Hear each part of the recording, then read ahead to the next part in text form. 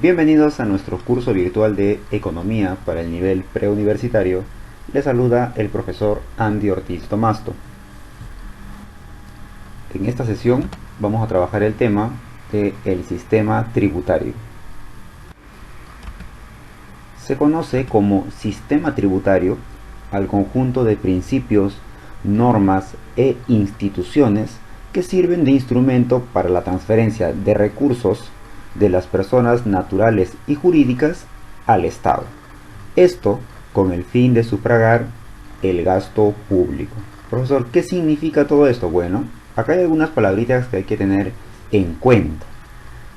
Cuando te dicen sistema, es todo un conjunto de pasos, procedimientos, en este caso normas también, e instituciones. Si fuera solamente un acontecimiento, una norma, una ley, es muy distinto, pero acá es todo un sistema. Es algo bastante complejo, el cual consiste en la transferencia, nos dice, de recursos, en este caso se refiere a recursos económicos, tanto de personas naturales, es decir, ciudadanos, nosotros, como de personas jurídicas, es decir, empresas, organizaciones, todas las que se encuentren registradas, obviamente, con el fin de sufragar el gasto público, es decir, el dinero que se recauda a través de todo el sistema tributario no va a parar, en teoría, a los bolsillos de los políticos, a los bolsillos del presidente, del congresista, sino al pago y gasto de todo el sector público. ¿Y eso qué implica? Profesores, médicos, policías, ¿no? Los respectivos honorarios, así también como las variadas obras públicas que se van a hacer, la construcción de aeropuertos, de carreteras, de represas, de canales de irrigación, la inversión que hace el Estado peruano como gasto público también en esta época de pandemia, por ejemplo, para las vacunas, los experimentos, los tratamientos, entre otros casos. Acá hay que considerar un aspecto importante: la unidad impositiva tributaria, o desde ahora lo vamos a llamar UIT.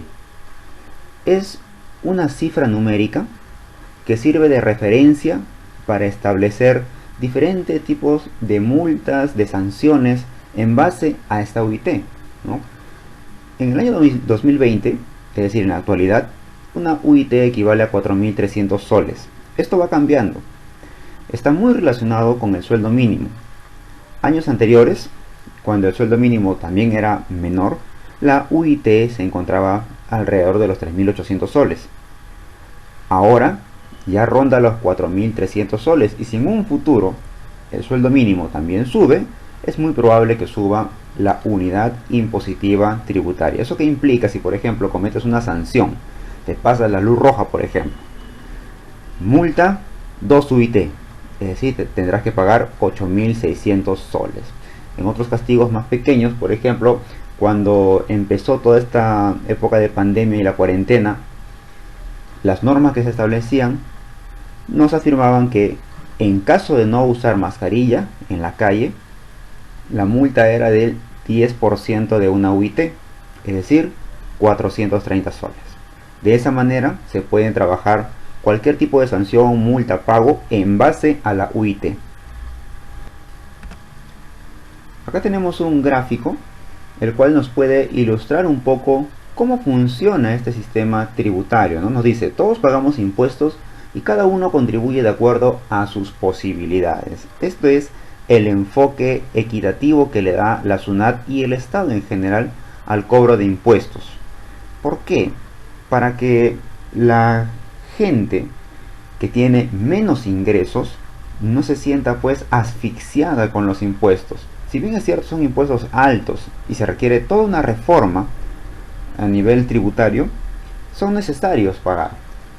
Y según el criterio de equidad planteado por el gobierno, aquellas personas que tienen más ganancias son las que tributan mayor cantidad de dinero, ¿no?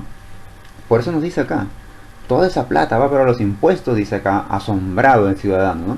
Las personas que más ganan, en este caso parece ser una persona que se dedica a la actividad empresarial, ¿no? Tipo burgués, tributan una mayor parte de sus ganancias, porque recuerda que el tributo en este caso puede ser porcentual. Si más gana, entonces más tributa. Los que más tienen pagan impuestos de acuerdo al valor de lo que poseen. Es que también hay impuestos a las posesiones, como los vehículos o las casas, ¿no? Nos dice además que cada vez que compramos algo, también nosotros contribuimos pagando un impuesto. A eso se le llama IGB, que significa Impuesto General a las Ventas. Para que la otra persona, es decir, el vendedor, no evada impuestos y no se quede con el dinero que le pertenece al Estado, nosotros tenemos que solicitar un comprobante. Con este comprobante de pago, el vendedor se ve obligado a declarar todas sus ventas al Estado peruano y pagar cierta cantidad de impuestos, ¿no?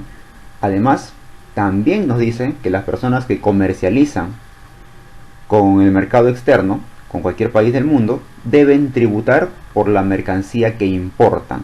La mercancía que llega acá al Perú paga un impuesto que se le llama arancel. Esos aranceles sirven para dinero al Estado y a su vez sirven para proteger la industria nacional. A través de este organizador gráfico vamos a comprender todo este sistema que está conformado por un código tributario que establece las leyes y normas en base a los tributos y los tributos en sí, en el cual se detallan, se especifican cuáles son los tipos de tributos y ahora los vamos a conocer. A su vez, la política tributaria está elaborada por el Ministerio de Economía y Finanzas, el MEF, y respaldado o avalado por el Congreso. A su vez, la administración de tributos, es decir, la recaudación de esos tributos, puede darse por el gobierno central, en este caso estamos hablando de la SUNAT, cuyas siglas significan Superintendencia Nacional de Aduanas y de Administración Tributaria, o también puede darse a través de los gobiernos locales, es decir, las municipalidades. Un ejemplo, la Municipalidad de Lima, que cuenta con el SAT, Servicio de Administración Tributaria de Lima, y EMAPE, Empresa Municipal Administradora de Peajes de Lima. Conozcamos cuáles son estos tres elementos que conforman el sistema tributario. Por un lado tenemos la política tributaria. Estos términos tienen que quedar bien claros para no confundirlos. Es una serie de medidas para orientar y dirigir el sistema tributario. En el Perú es diseñada por el Ministerio de Economía y Finanzas, tal como lo habíamos visto en el esquema anterior, pero tiene que ser revalidado, recuérdalo, por el Congreso.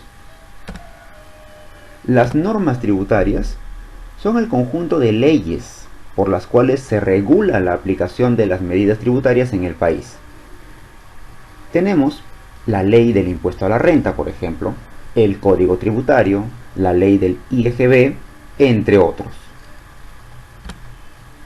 Y por último, la administración tributaria, que se refiere a todos los órganos que ejecutan la política tributaria. Todos aquellos planteamientos que han quedado por escrito en la política tributaria y en las normas tributarias son aplicadas por la administración. Es decir, ejecutan la política tributaria, recaudan los tributos, como es el caso de la SUNAT, las municipalidades y otros, como SENATI y CENCICO. Por último, conozcamos qué son los tributos y cómo se clasifican. El tributo es una prestación económica, una prestación de dinero, que el Estado exige en el ejercicio de su poder y de la ley que la respalda. Para eso hemos conversado de la política tributaria y de las normas tributarias. Esto con la finalidad de cubrir los gastos que le demande el cumplimiento de sus fines. Sabemos ya que el Estado tiene muchas responsabilidades y para eso necesita dinero. ¿Cómo recauda dinero? Bueno, una de esas formas es a través de los tributos. Estos tributos pueden clasificarse en tres: impuestos, contribuciones y tasas. Los impuestos se caracterizan porque no tiene una contraprestación inmediata. Es decir, uno está obligado a pagar impuestos, pero no está obligado a recibir algo del Estado. Al menos no de manera inmediata.